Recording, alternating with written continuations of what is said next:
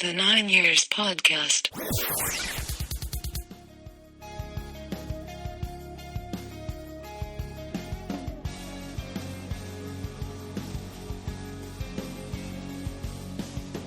All right, welcome to episode 71 of the 9 Years Podcast with myself, Nick Draper, and Stuart Deakins, keeping you company in this awkward week between Christmas and New Year. It is Thursday. Well, this podcast is being released on Thursday, what would it be, Stu, the 29th?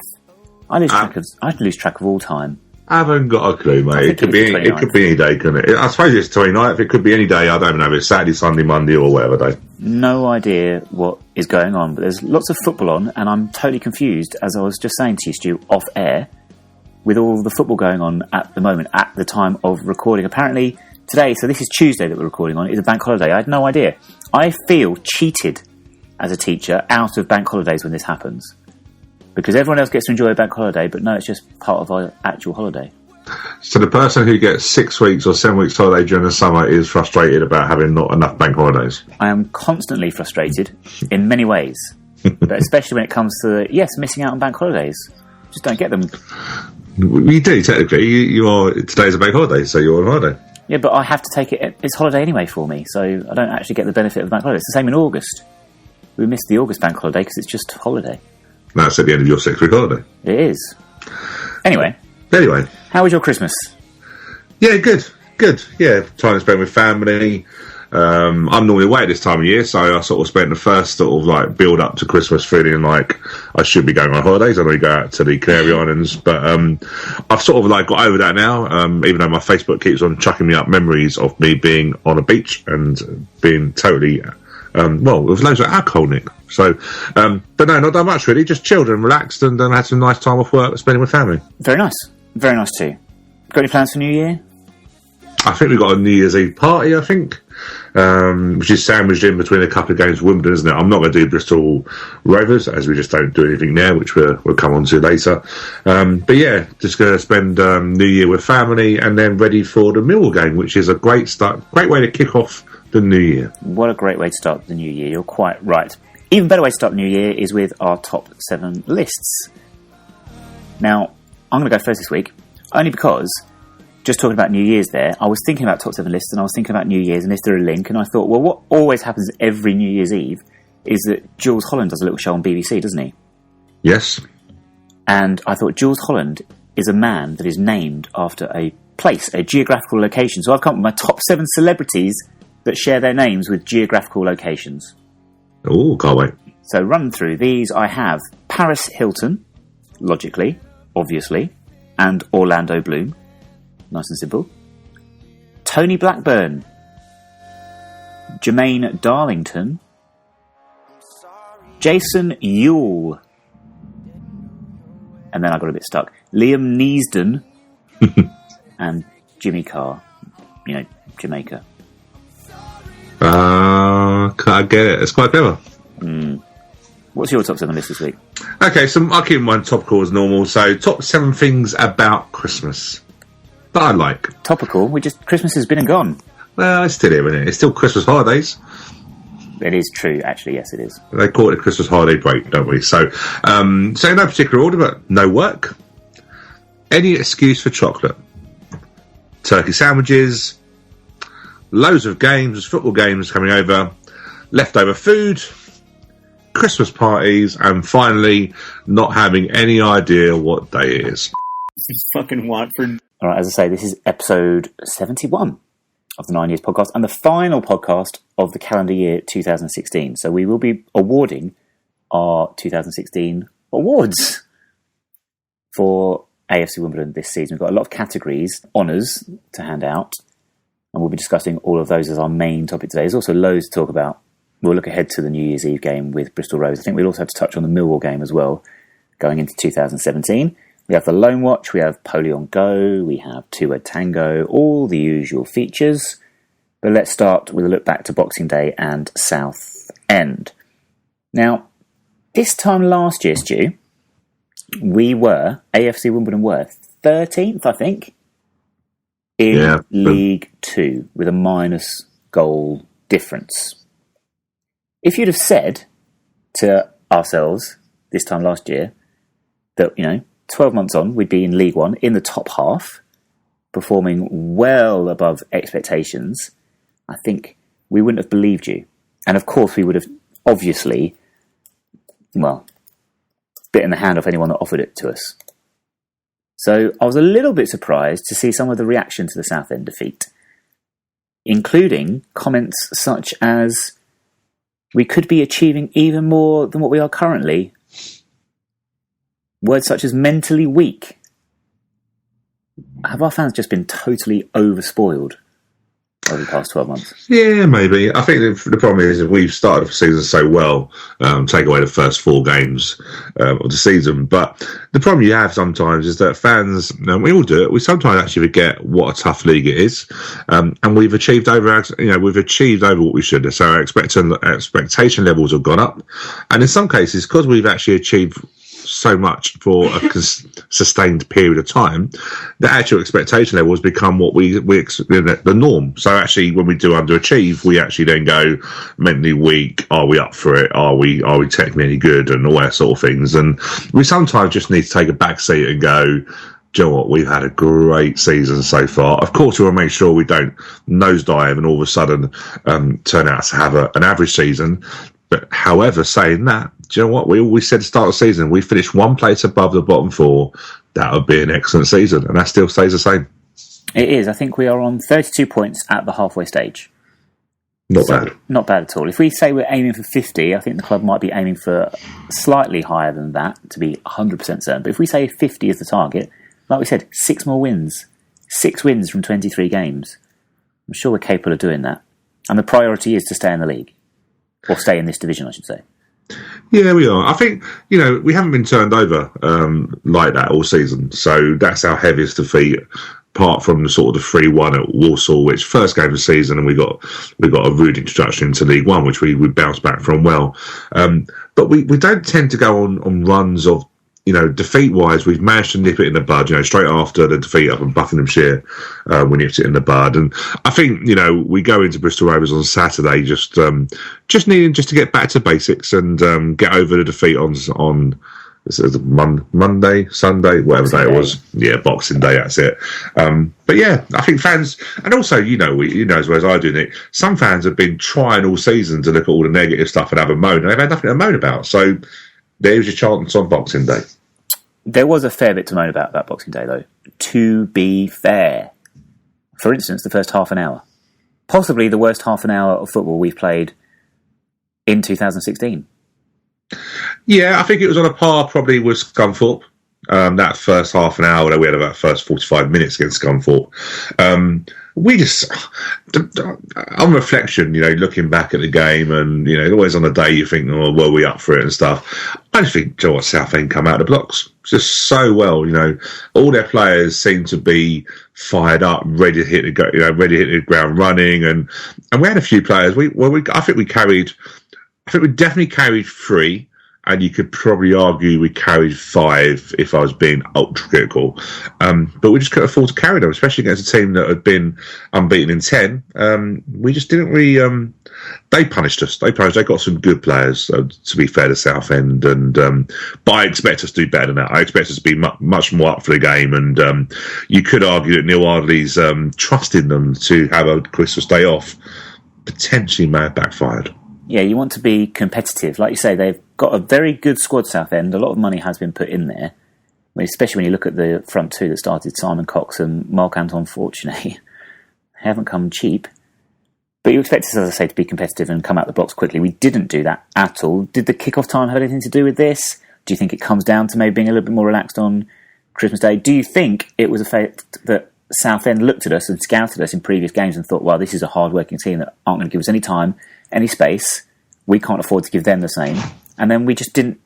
We were caught cold, maybe, by Southend's quick approach and how quickly they moved the ball and also how quickly they closed us down and didn't give us any time on the ball. Yeah, but we've said this a few times, though, haven't we, that we've been caught cold by a few teams.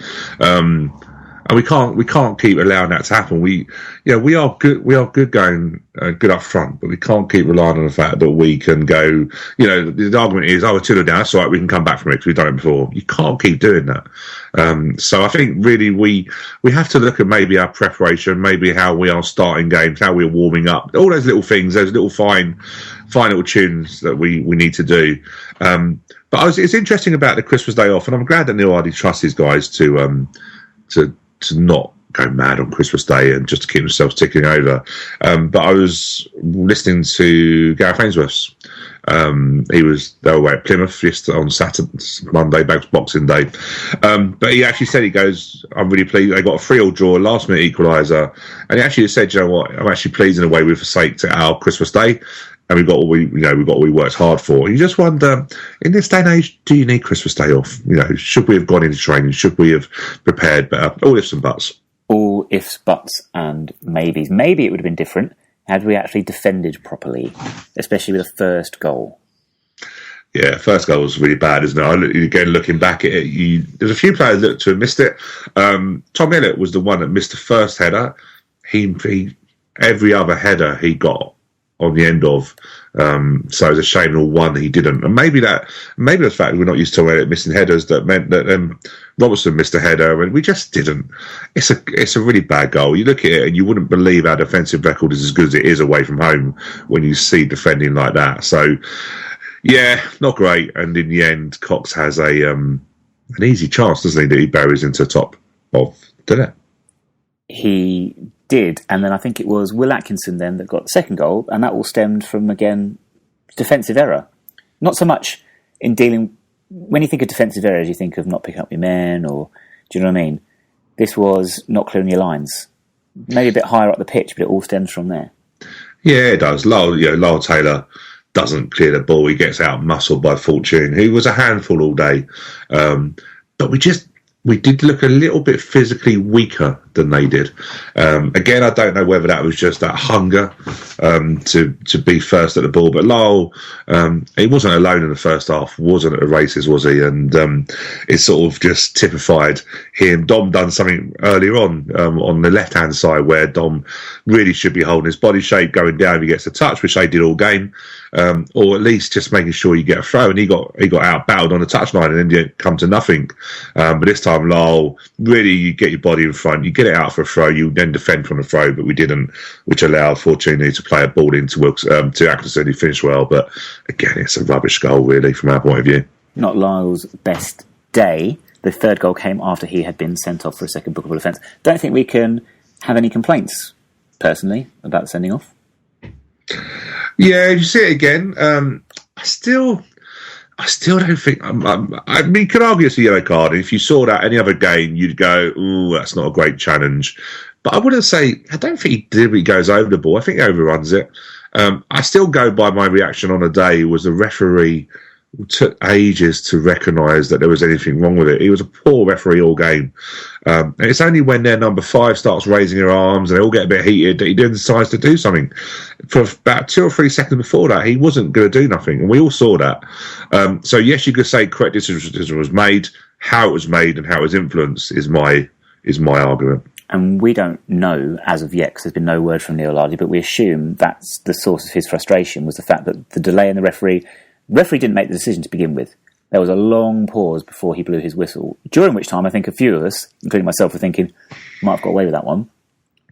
Linesman didn't flag, there was no decision from anyone else, so clearly something else has caused him to give the decision. And I can understand Neil being very frustrated if that other thing would be the opposition players. Yeah, well, it wasn't the first time they did that. They were claiming for everything. We argue this, that we a lot of times that we should do that a lot more, but we have a bit more respect and for the game and referees as a whole. I read on one of the guest books that actually Neil Hardy applauded a throw-on that was given in our favour, and that was the reason why the referee sent him off. I don't know whether that's true.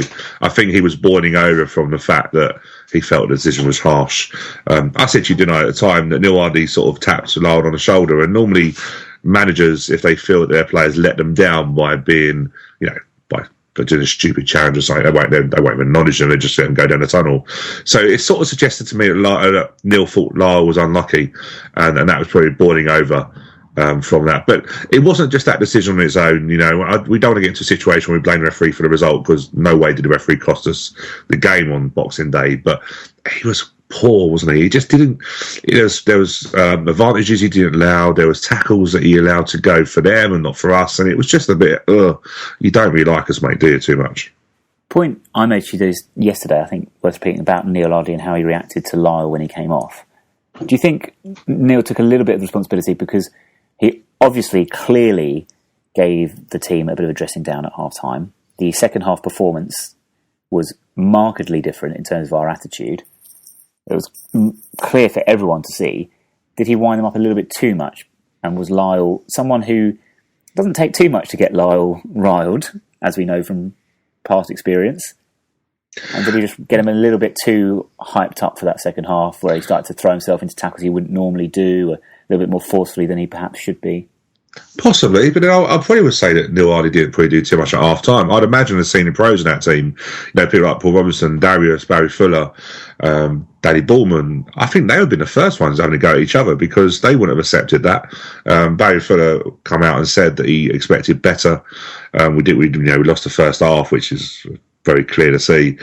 Lyle isn't as bad as I think we had him last year. I think when we riding him up last year, he didn't control himself. I think he's better. The booking he gave himself was a stupid booking. Left him on a little bit of he left him on a bad challenge, or a silly challenge would result in a red card, wouldn't it? And that's what happened.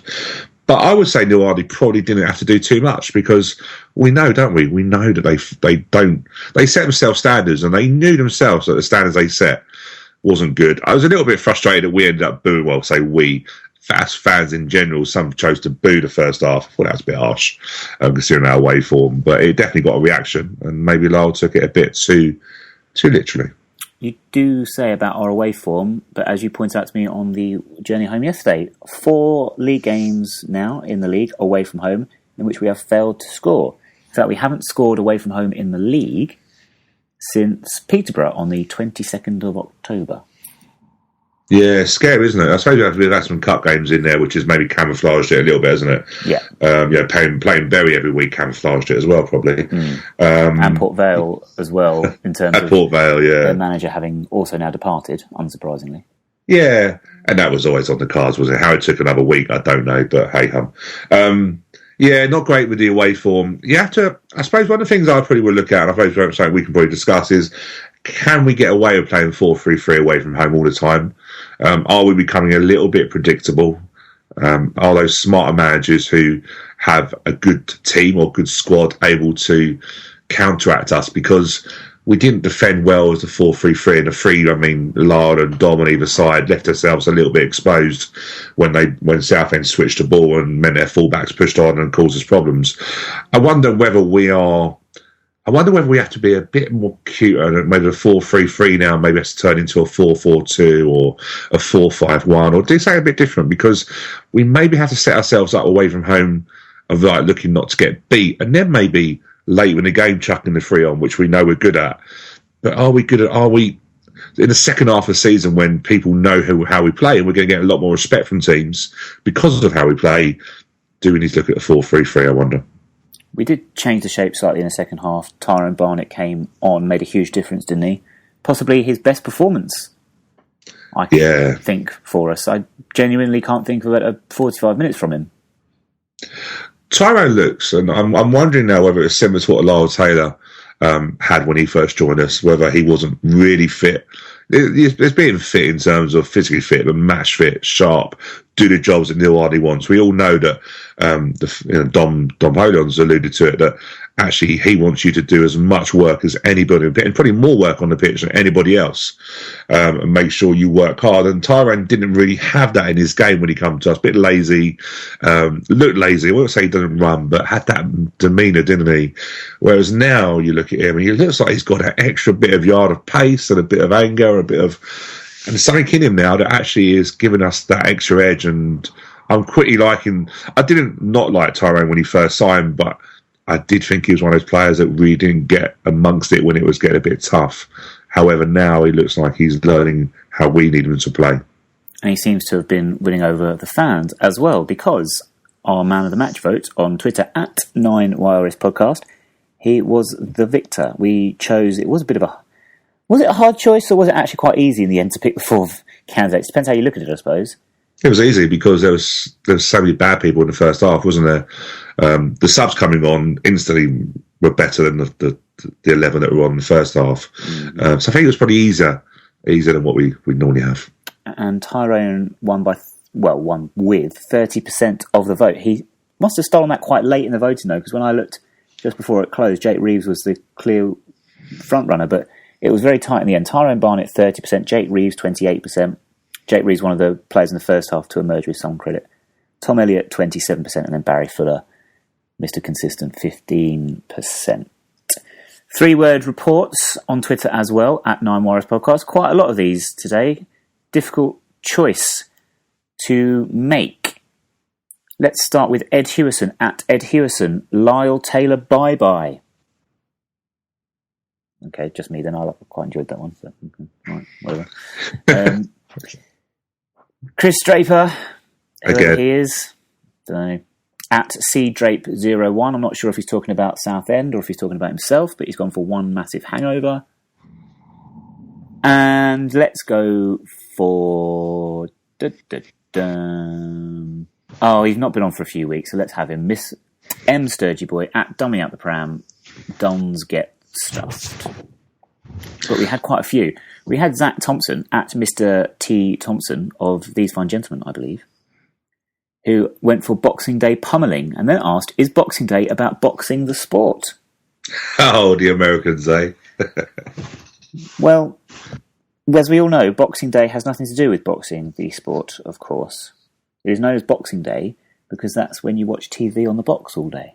So thank you very much for everyone that joined in. There was quite a lot of those. We could run through some more of these, actually, Stu. We had Super Furry Womble at Drab Furs 1. Frank End Sense. Hashtag the end for Frankham makes sense. A lot of grief for George Frankham. As always, we do like to defend him on this podcast. We are George Frankham fans, and we feel that the abuse he gets is sometimes it just seems to be one player is always singled out for criticism no matter what in the squad. Who'll always bear the brunt of it more than others. Has to be said, though, he was taken off at half-time on Boxing Day for a reason, because he was woeful. He was, wasn't he? But like I said to you, there were some comments going around that we were playing with 10 men, and I argue, well, we could say we're playing with 9 or 8 men. It just seems if George has a bad game, he has a worse game than anybody else.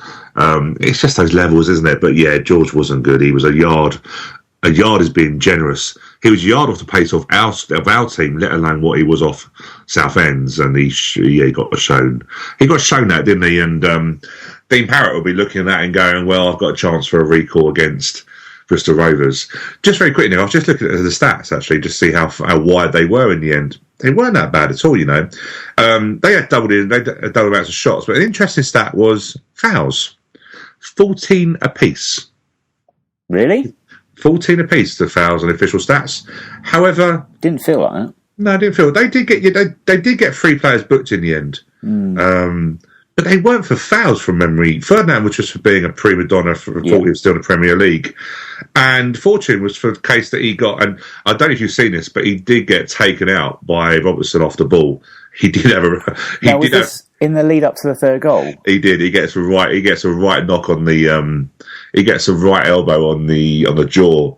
Although I've seen some other guest books and some people that people that I say I respect, but I tend to realise I don't go over the top when we get thrashed. Saying that apparently Fortune was a little bit on the rough side with a few players, so he got a bit of what's the word? A comeuppance. That's the word, isn't it? He got some retribution. Yeah, he got his comeuppance. A comeuppance. I don't know how to say that word, but he got a little bit of retribution. He didn't like it too much, did he? But they always say, if you give it out, what? If you give it out, it's about receiving at Christmas, isn't it? So he received one on the chin from Robertson. Good lad. Okay. Well, yes, he wasn't very happy with that. We couldn't work out at the time exactly what had got him so irate. But it's interesting that, 14 fouls apiece. Very interesting. Yeah, the referee didn't see most of theirs, unfortunately. No. You notice Neil Cox channeled his inner Arsene Wenger as well about the sending off. Yeah, he said he didn't see it. And then you went on about... And then he actually described it. Yeah. It was... Yeah, he's got a few more lessons to learn from Arsene Wenger there about just shutting the conversation down. I didn't see it. That's all I'm saying. But then we get on well with Cox, don't we? Obviously, our sponsor is... have I told you that our sponsor is Away Kit? You love Cox. Yeah, Neil Cox. He's a really good lad actually, and but I will be messaging him later, probably tomorrow, and just say to him that his time on the touchline on his own didn't go too well. Did he? 3-0 defeat. That's all his fault, of course. Yeah, we're going to blame Neil Cox for that defeat. Just blame Neil Cox. Neil Hardy comes away scot-free. Blame Neil for everything. Great. Right. Before we move on, then, should we do a Two Word Tango now? Get this out of the way. See how far we get this week. Maybe we go for players that have scored a goal for us in 2016, as it is the final show of 2016.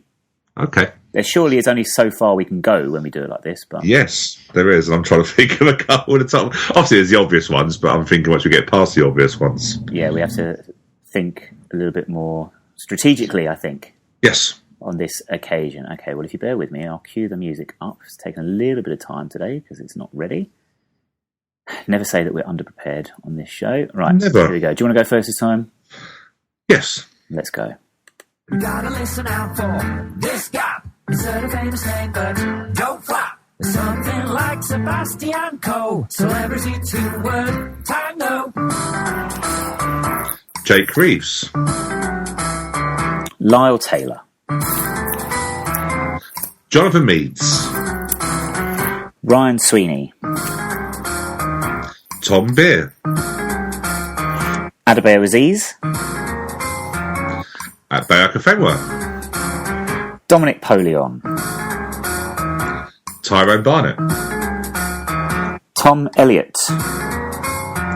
Paul Robinson. Chris Robertson. Dean Parrott. Andy Barcham. Ben Wilson. Darius Charles, and I'm taking that one there, Stu. Ben Wilson didn't score for us; he scored against us. And he got an OG against Dagenham Redbridge, yeah, didn't he? 2015, anyway. Was it really? Well, yes. Oh wow, that year's gone. Was it really? Yeah. When did we sign Roost? 100%. That was around the time of the Stewart's inquiry. No, there's no Stewart's inquiry. Call it a Stewart's inquiry as he tries to bail himself out of getting this horrendously wrong. This was in November, December time last year when Ben Wilson started chucking balls in against Dagenham and Richmond and all that lot. No. Yeah, I was running out of players, if I'm being truthful. Was it Stevenage on the players' Christmas party where he just let it through his hands and bounced? And that was the famous one, wasn't it? I'm just going to have a quick look when that Dagenham game was. Not that I don't trust you, of course, Nick, but I just want to make sure that my memory is not going. I think it was a midweek in November time. Oh no! I just looked at the one away from home. I think that was in April. No, it wasn't. Wow! Because that's when we won the points to get into playoffs, wasn't it? I wouldn't say looking too good. Dagenham Redbridge was miles ago. Wow! I can't actually find Dagenham Redbridge. When did we lose to Dagenham Redbridge? You're listening to the 9 Years podcast. He's actually just trying to find when we played Dagenham. We hope you're still listening anyway. I can't find it. Yeah, if you're still listening, I'm just trying to see whether I actually did. Well, I think I did get it wrong. But anyone 24th of November. I'll go and make it now for you whilst you sort this out. Sorry, say again? 24th of November. So when I said it was a midweek in November time, it was a midweek in November time. You're right. Thank you. I knew this all along. What a great 2 minutes of audio this is. Barry, what players did I miss then? Who else do we have left? We did do Lyle Taylor. Kennedy, I suppose we did do Lyle Taylor. Yeah, I said Lyle Taylor. Did you? Yeah. We had a few that we could have said. Danny Bourne probably scored for us at some point. Probably against Leeds, actually. George Frankham scored for us. That's loads. I lost. You did indeed. Well, anyway. That was an easy one anyway. Time to move on from losers such as yourself, Stu, on to winners as we do our 2016 calendar year awards for AFC Wimbledon. We have got, Stu, by my reckoning, 8 awards to hand out here, and then a special 9th one that will get the listeners to take part in as well. Yes. So 8 awards to hand out. We've asked for the views of the podcast team as well. So my brother Chris, Paul Raymond and George Jones as well. And between us, Stu, and taking on the suggestions from the team, we're going to award these awards. I can't think of another way of saying that. But anyway, by the end of it, we will judge who we're going to present this award to, or each award to. Okay, so we can only have one winner at the end of it. Of course. All right. So let's start with, do we want to start with goal of the year? Just to mix it up, let's do goal of the year to start with. Yeah. Do you want to say, what was your... Yeah, see, I've gone for what I feel in goal. You can look at goal year being spectacular or importance, and I've sort of looked at that sort of angle. So my goal year is Barrack and Fen was first in Accrington away, which was the first goal we scored, the header from a Barry foot across, which for me was the most gut for the goal year because of the importance. It basically stopped Accrington from really romping away with that and turned the tide. And I think a massive reason why we ended up getting through that game. Now, you've gone against the grain a little bit there because between the other 4 of us, we are split between 2 goals. You talk about goals being spectacular, but also important. I think a lot of people are going to be looking at, and I include myself in this, my choice will be Jake Reeves against York, the injury time winner, where we looked like we were dropping points at home to a team that were destined to go down. He pulls out not only a spectacular shot, and yes, you could argue that he could do that 100 times and only score once, but it was that one time he did it. Yeah, I think my argument with that was again, it's a great strike, but I feel I'm not trying to say Accrington is the best one because obviously I've been outvoted. That's fine, but I just think at that point, from Jake Reeves, we probably could have. We still had games in the bag to potentially get ourselves back in it. Whereas Bayo's was literally last 20 minutes, and we were up against it against Accrington. So that's why I've gone for it. And also, Jake Reeves has already won a trophy for that goal anyway. So let's go over it. Well, we do have to make a decision, those two, because Chris went for Tom Elliott at Notts County, as did George. So they've gone for the spectacular angle. That would have been in January, wouldn't it? Yes, if I'm going for important, mine's on importance, so I suppose I could go for the spectacular. So, mine probably would be Jake Reeves then. So Paul Raymond's also gone for Jake Reeves. So we're going to give it to... He won the Goal of the Season award for the 9 Years podcast for last season. Is he going to win Goal of the Year for 2016? We read... Yeah, I think we have to. I think so. Yeah, so well done, Jake Reeves again, winner of the 2016 Goal of the Year from the 9 Years podcast. Well done, Jake. What award do you want to do next, Stu? Let's have a look. Signing of the year. Ooh, signing of the year. Well, let's look at the podcast team first of all and see what they've gone for. George went for Darius Charles. Chris went for Dom Poleon. And Paul Raymond went for Tom Elliott. I'm assuming he means signing a new contract.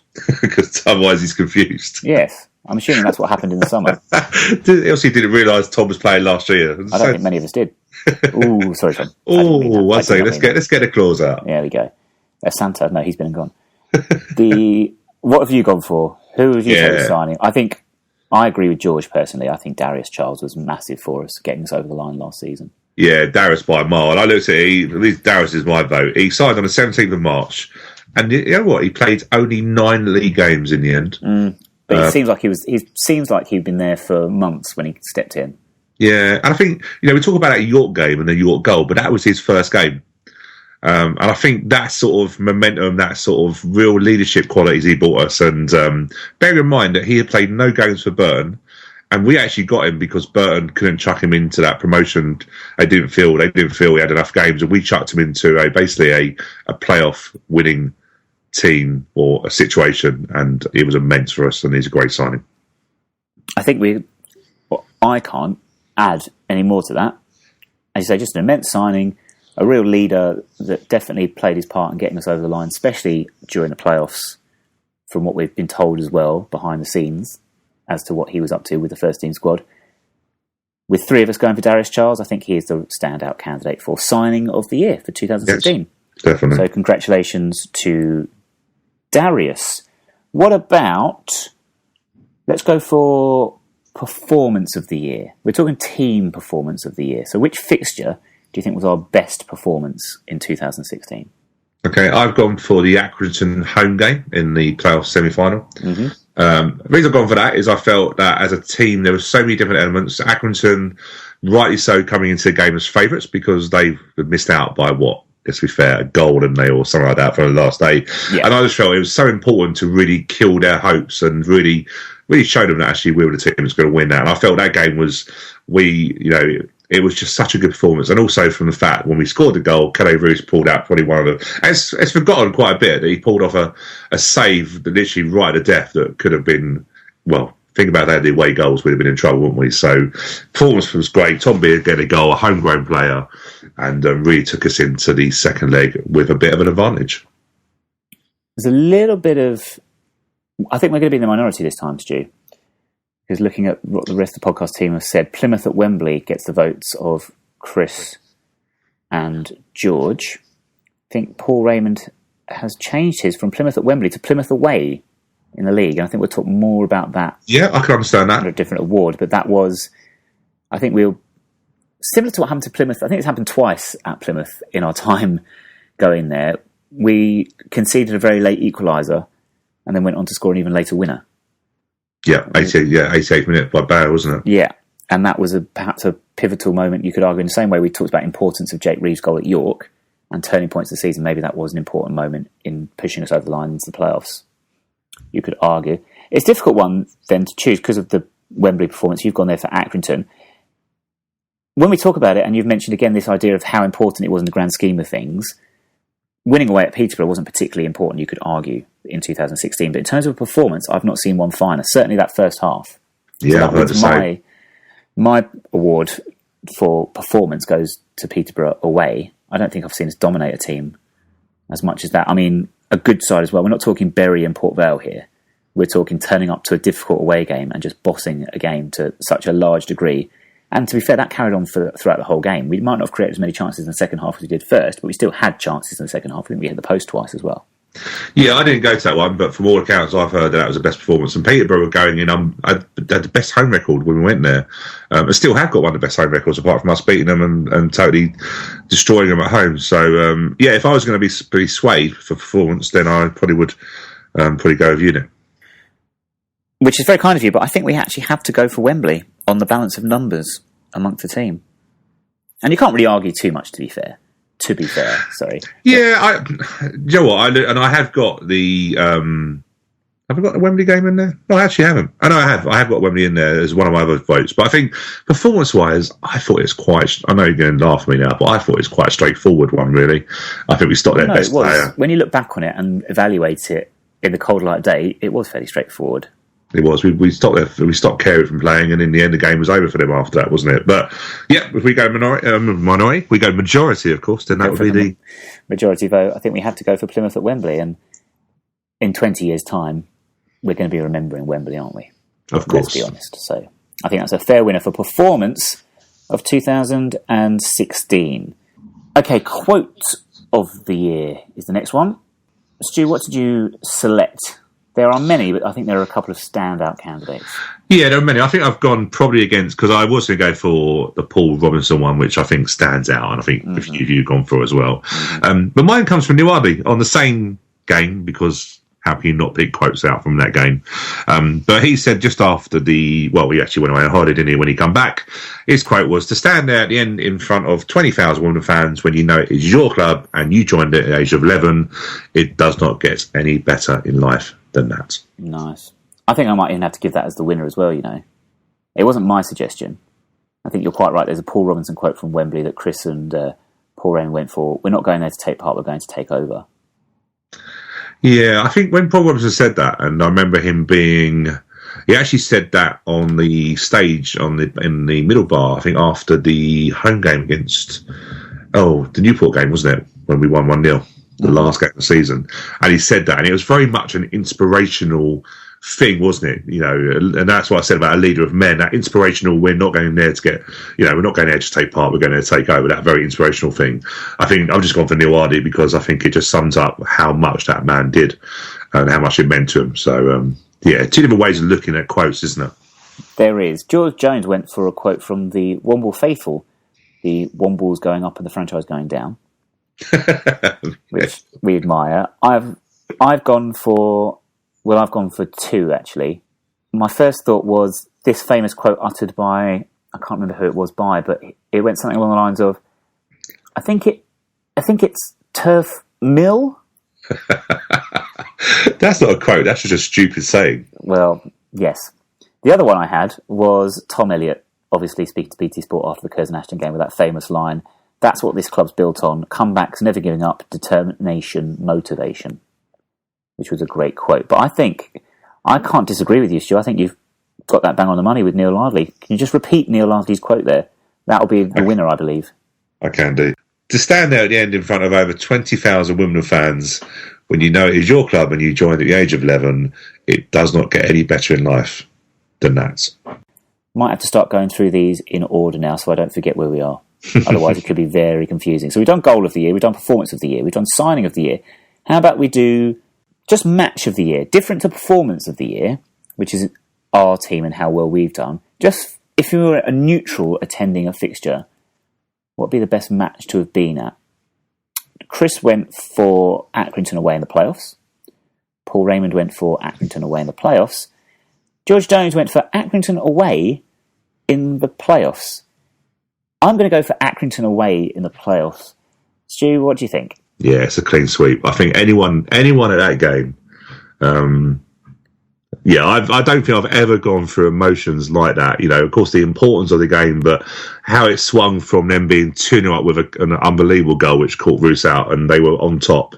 And for us to make the substitutions we did and turn the game around, and then had that finale with also the lights going out and all that. And yeah, it was a great game and one that I would happily watch again and again and again. You know, on Sky Sports, sometimes when they need to fill some time, they do some Sky Sports Gold and replay highlights of a game that they've shown live from years and years ago. That's got to be one of those over the next decade or so, hasn't it? As you say, it had everything, and that's a cliche. But aside from, I don't recall there being a penalty, but aside from that, there was a penalty, wasn't there? There was a penalty, yeah. Sean Rigg gave one. The penalty. Of course he did. Yeah, Sean Rigg gave. And that shows you just the game was an epic game. You know, I still remember Akinfenwa scoring in front of all the Wimbledon fans. We took, 800 that day? I think a good 800 up there scoring.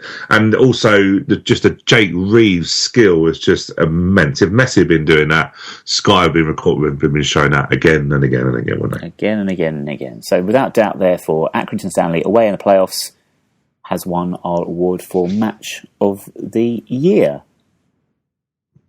Makes away day of the year very interesting as well. Are we going to repeat ourselves here? Or have you got something different for away day of the year? I've got something different. That's where I've gone for the Wembley versus Plymouth, because it's an away game, because it's at Wembley. And I just think when you take 20+ thousand fans to a place like Wembley, then that I don't think there's any other game that's beaten that for a long, long while than being at Wembley with your team winning. No, but there are some candidates, and a lot of honourable mentions will go into this one, I think. Chris has gone for Curzon Ashton, as has Paul Raymond. George went for that Plymouth game we talked about at Home Park with the Akinfenwa late winner. I can imagine why. He says that's the day he thought we might actually go up, so I do understand that one. Yeah, I agree. I have to chuck in... There's lots of honourable mentions. I think Charlton was a big one for us in 2016, without doubt. You have to say Curzon Ashton. Yes. It's very cold, memorable and cold, yes. I suppose, realistically, we do have to go for Curzon, though, don't we? That's my vote. It's got 2 votes here from the team. You could argue that for 80 minutes of that 90, it wasn't particularly great. But as for a whole day and a whole day out, never going to forget the day we went to Curzon Ashton. It was a great, for some of us, it was a great day, great weekend. Yeah. No, you're right. And what a lovely club, as we've said before. What a lovely club, and really do hope they get some success this year. Yes, we do wish them well, but congratulations. We're not actually awarding that to anyone. It's just our own personal preference. Curzon Ashton has taken the away day of 2016 vote. There we go. What's that leave us with? It leaves us with 2. It does. Should we go for Player of the Year? Yes. Go on then. Mine is Paul Robinson. Oh, wow. Okay. Interesting. reason I've gone for that is I just think I don't think we actually sometimes, he's one of those players you don't realise how good he is in terms of until he's not there. And, 300 plus games from Mill, a Mill legend, totally bought the idea of what Wimbledon's about. He leads by example. And I think that experience at the back has just been immense. And I've sort of gone away from the grain. We could have gone for the forwards that scored goals, but I think Paul Robinson's been a rock all over this season and last season. I think if you'd done Player of the Year, he wouldn't be far away from it. I think we might have to involve the listeners in this one to award this finally, because we've got a bit of a split here. So you've gone for Paul Robinson. Paul Raymond and George Jones have gone for Barry Fuller. Mr. Consistent. Can't really argue too much with that one. Chris and I have gone for Lyle Taylor. Can't really argue with the contribution he made in getting us promoted last season, especially the second half of the season, and his form after a little bit of a blip at the very start of the season, I'd say. His form since then has been immense, and his work rate and his attitude as well. I think we would have struggled to go up last season without Lyle. Yeah, can't disagree with that at all. So it's a difficult decision, and I like your shout for Paul Robinson. I'm sure there are others. Jake Reeves has got to be a candidate when you're talking about that as well, for being consistent. Danny Ballman at 84 years of age has to be considered too. So, which might be his last award he ever gets. It might well be, unless that anti-aging potion I got him last week for Christmas kicks in. Difficult one. Should we put this one out to the listeners to actually give a final say? Yeah, I think so. I think it'd be a good one to go. I think you may even get a few others, like say you just chuck Jake Reeves in there and people like Tom Elliott. Who, there's a few. I think I'd just say there's a few different angles you can go on this. You can go on goals, performance, leadership. There's so many different angles you can go on this, and we had such a great year, didn't we? So I'm not surprised we have a split of opinion. Cool. So we will chuck that out. Check our social media on Facebook, Twitter at 9YRS Podcast, and see how you can have your say in awarding the 9 Years Podcast 2016 Player of the Year. One award you won't need to have a say in is our next one, because I think we've sorted this one out, haven't we, Stu? It's Manager of the Year. Yes. I weighed this one up carefully, and I think I'm going to have to go for Neil Ardley. I think in terms of what he's offered this season, or this calendar year, above and beyond all the other managers we've had, I think Neil has to take it. You're going for Neil as well? I think so. I just can't think of anyone else that deserves it. Well done, Neil. Well done, Neil. You are Congratulations. Manager of the year for 2016. The final award, again, we're going to put this out to you, the listeners, to get involved as well. So we're not going to award it now, but see what you guys say. We want to do for underrated player of the year. Perhaps a player that's contributed quite a lot to our successful 2016, but perhaps hasn't quite got the credit that he deserves or otherwise should expect. It's a tricky one, this one. Did you have any thoughts on it? Do you have any names to put forward? I had a couple. Yeah, I suppose underrated is difficult, isn't it? I've gone for people like I've got his name now. That's how underrated he is. Mine's gone for Jonathan Meades. Yeah, okay. And also you can look at James Shea. I think for what he had to recover from, I watched. I was looking at a few Wembley clips because I was trying to get some stuff from that. And I actually saw the clip. I just on YouTube, as you go on a loop, you can go on to so many different clips, can't you? And it had the shot of them all doing the champagne when we were over at Wembley, when they were in front of the winners' board that Sky Bet have and all that sort of stuff.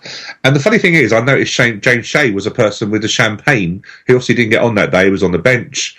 However, was so involved in those celebrations. It just got me thinking, from what he bounced back from in the summer, when he could have probably quite easily put a transfer request in, gone somewhere else, but he didn't. He knuckled down, and I think he's an unsung hero because he's now richly number one and undisputed. And we go to Bristol Rovers next week, who have a certain Cadet Roos who can't get a game now. So, yeah, he'll be one of mine. Yeah, James Shea was definitely a name on my list. The only other one I would add to that, perhaps, is Callum Kennedy, who came in towards the end of the season, did a fine job when needed. Perhaps not expected to do as well as he did, I think. Yeah, couldn't argue that either. Towards the end of last season. So there you go. If you have any thoughts on that one, want to give us your views on underrated player of the year and any of the other awards that we've handed out today, then please do so on Twitter and Facebook. We'll put a thread on our Facebook group. We'll also use the hashtag 9YRS Awards on Twitter for any of your comments on any of those Time for Poleon Go then, I think.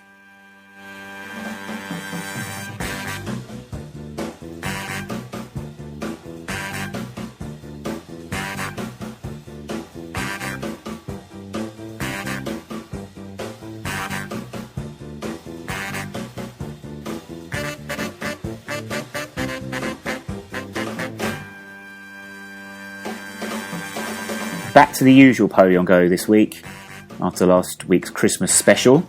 I was very good at. And Dominic Poleon, you were very good at that last week, actually. I know, you did well. So hopefully it carries on into this week.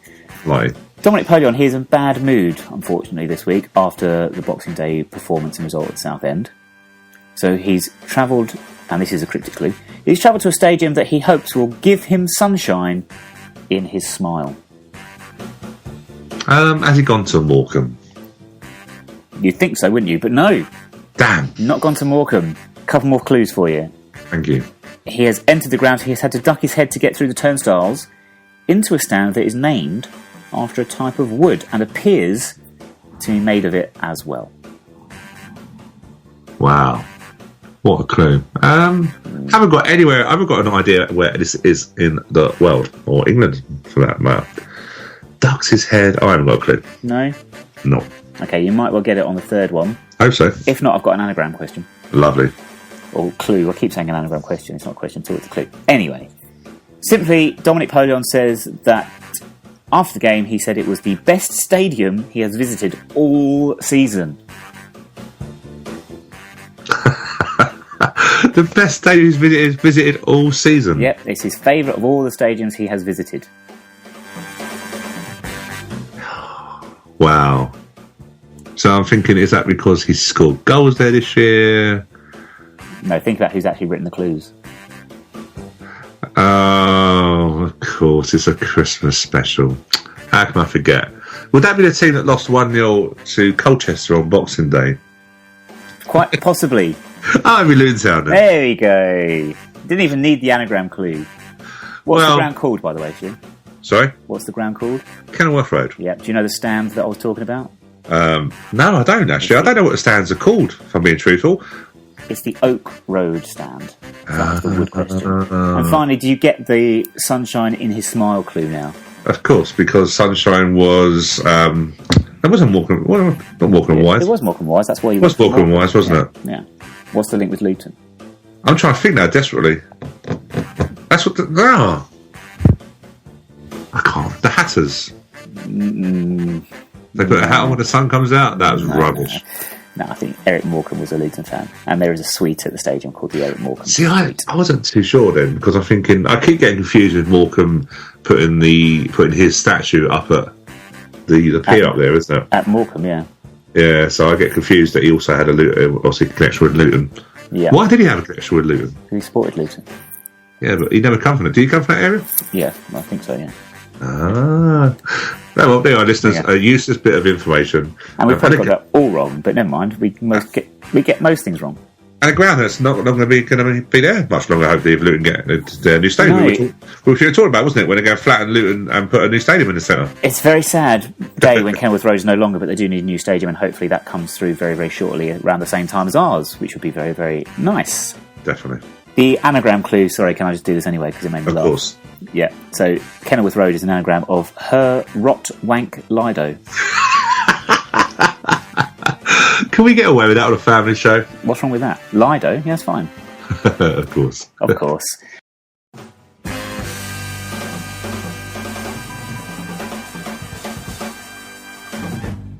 Right, talking about old decrepit stadiums that are soon to be torn down, we're going to Bristol Rovers on New Year's Eve. Well, you're not and I'm not. I'm actually going, of all places, guess where I'm going? I'm going to Kenilworth Road. Yeah. But Bristol Rovers then, fresh off a 4-1 win over Coventry, who are in shocking form, but enough about them for the time being. Bristol Rovers, we've got a great record, haven't we, at the Memorial Stadium? It's rubbish, isn't it? It's rubbish. 4 visits, 1 goal, 8 conceded, and sending off there as well. I remember Akinfenwa got sent off there, didn't he? Yeah, last season. I remember going there, we had just a ridiculous decision on Matt Tubbs when he was clean through and didn't get a player get a red card, and there's loads of stuff at Bristol Rovers. They don't like us. I don't think the place likes us. It's some sort of voodoo over it. So we've got to get out of that very soon. Hoodoo.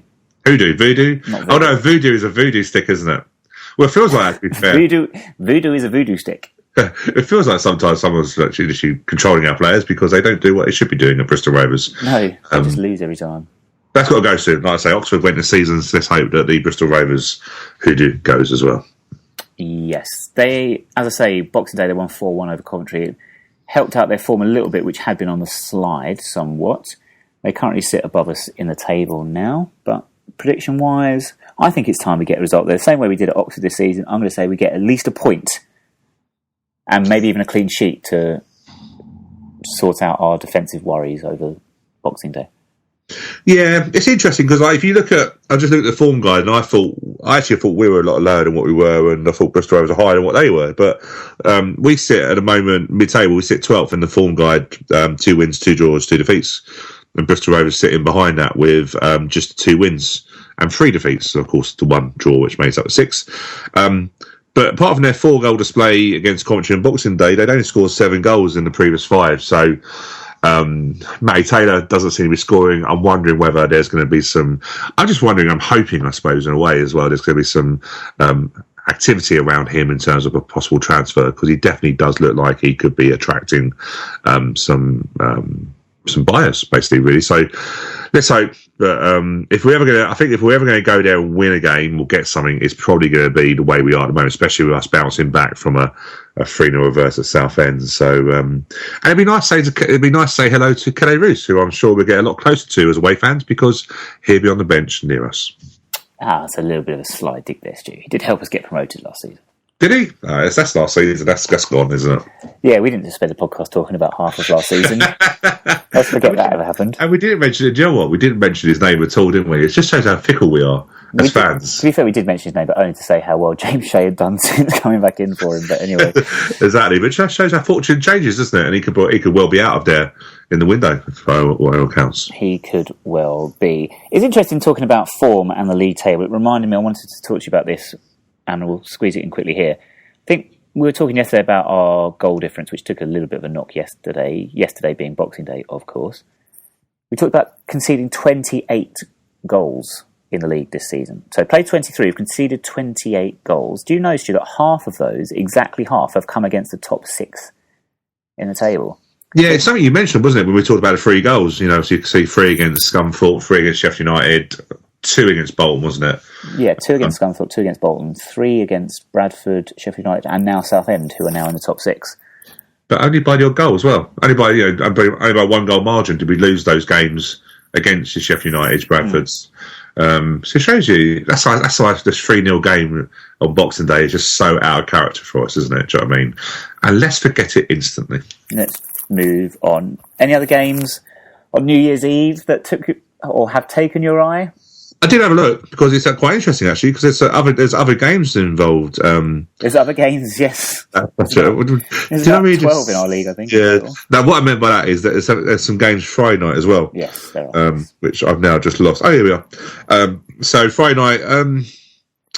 Is there any other games? There's I didn't press the other one. On the Let me just press the button because I didn't really actually look at all the other fixtures. What have we got? Stand out fixture, Stu, come on. Oh, you mean Bristol Rovers? No, of course it doesn't. You mean Bolton versus Scunthorpe? No, Oxford Walsall. Yes, of course, yes. Bolton, Scunthorpe.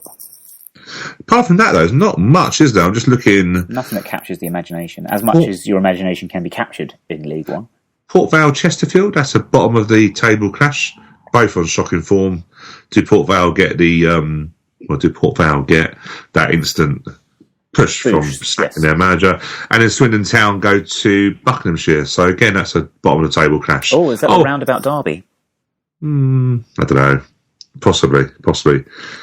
But, you know, it's just so nice to see that's a bottom of the table clash. How nice is that? It is reassuring. Talking about bottom of the table, are Bury going to win? They broke their losing streak on Boxing Day at Fleetwood. Now they go to Bradford, who haven't lost at home this season. Is that right? Yeah, you know that's going to happen. Put money on now, listeners, for Bury to win at Bradford. No, it's the time of goodwill, isn't it? And festive cheer. So you never know. But we said the other day, didn't we? They got such a horrible run. Yeah. If they get any points out of their 2 games over the New Year period, then well done to them. But I would just write them off as a as it ain't going to happen. But no, nothing major. I'm just looking at Monday. Obviously, the New Year fixtures. Of course. Yeah, some interesting games. I'm just looking here. Northampton, who did have good home form last year, are home to Bradford. Scunthorpe are home to Peterborough. So Scunthorpe have got a tough period. But apart from that, not much really. No. Be an interesting couple of days though, and we'll review all the action, of course, on next week's podcast, the first podcast of 2017. In the National League, this time of year, they do back-to-back fixtures, don't they? So you play a team on Boxing Day, you play them again very soon afterwards, either on New Year's Eve or New Year's Day. David Fitzpatrick then will have a reunion with Forest Green Rovers coming up after his performance against them on Boxing Day. Yeah, good update us on him and any other Lone Watch news. What a great link! I'm loving that.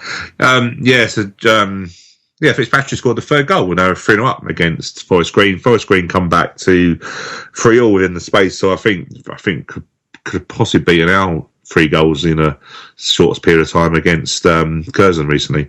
So 1-4-3 in the end. They had the reverse fixture on New Year's Day. George Oakley played what seemed to be like a Wimbledon present and a Wimbledon old team, really, because he played Margate. They won 3-0 he's also playing for Welling. They had Brett Johnson, Luke Moore, someone else. I've just forgotten their name. Who else has gone to Margate? I'm going to chuck out random player names. Roscoe Desane. No, I can't think Matt now. Everard. Noel Franklin. There's somebody else. Luke Milner. Can't think of it was now. Warren Cummings. No, because they never went to Margate. But anyways, he's obviously playing with Sam Hatton at the moment, isn't he? So they both went back to play against some old friends and won 3-0. George didn't score, but got 90 minutes. And on the match report, he is literally everywhere on that match report in terms of his contribution to goals and stuff like that. Sorry, carry on. I must admit, it's really our loan moves this year have been interesting. Obviously, they've worked out in some periods, but George Oakley one definitely looks to have worked out for Welling. So could be interesting when he comes back. I think we'll probably try and loan him out again and maybe go up to possibly a conference spot of a conference team, possibly if he's ready. But he's definitely done some good stuff there and got some good game time. Ejikaja up at Lewes. I've actually put Lewis here. It's Lewes, isn't it? They lost 3-0 at Hastings in that battle. Lost 3-0. He only got on for he got on for about 30 minutes. So he's had a few substitute appearances. So they're still not yet giving him that licence to play. And they are at Three Bridges. Sorry, they're at home to Three Bridges on New Year's Eve. So, I think I'm going to try and get... I think I'm going to try and go to a game, I think, on New Year's Day, I think, Nick. With the National League playing on that day, so I'm thinking I might try. I may head over to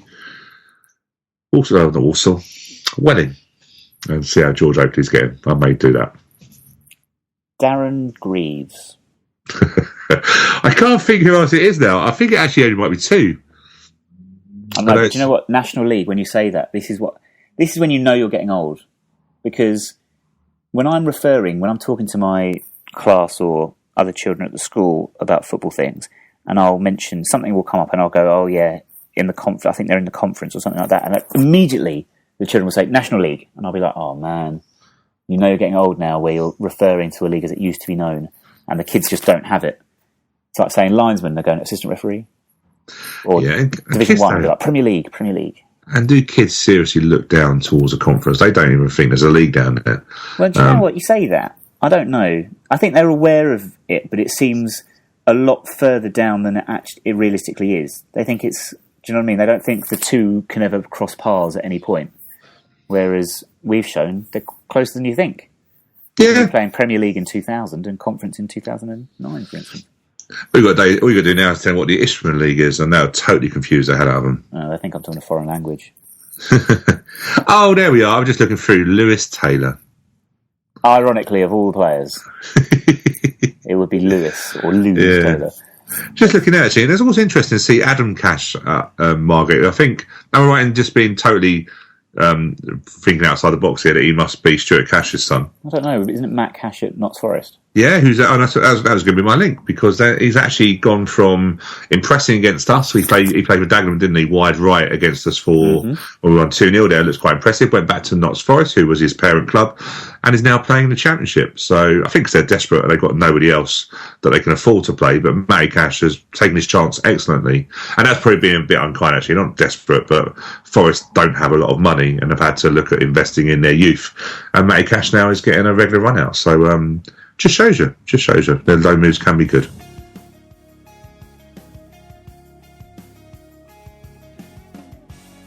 Something else that's good is our in-house band, These Fine Gentlemen. You can follow them on Twitter at These F Gentlemen. Please do. This is their track Sorry, playing us out at the end of this week's show. So please do look them up on Twitter and the Facebook as we say goodbye for this week's show, for episode 71. So thank you very much for joining us. Thank you very much for joining me, Stu.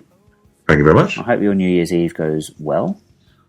Thank you. I hope that when we speak again on the podcast, we'll be 6 points better off. Hey, that'd be lovely, wouldn't it? It would be indeed. So once again, check out our awards on Twitter and Facebook. Use the hashtag 9YRS Awards.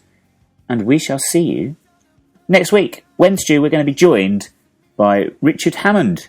Oh. And his good friend, Mr. Whippy. We'll see you then.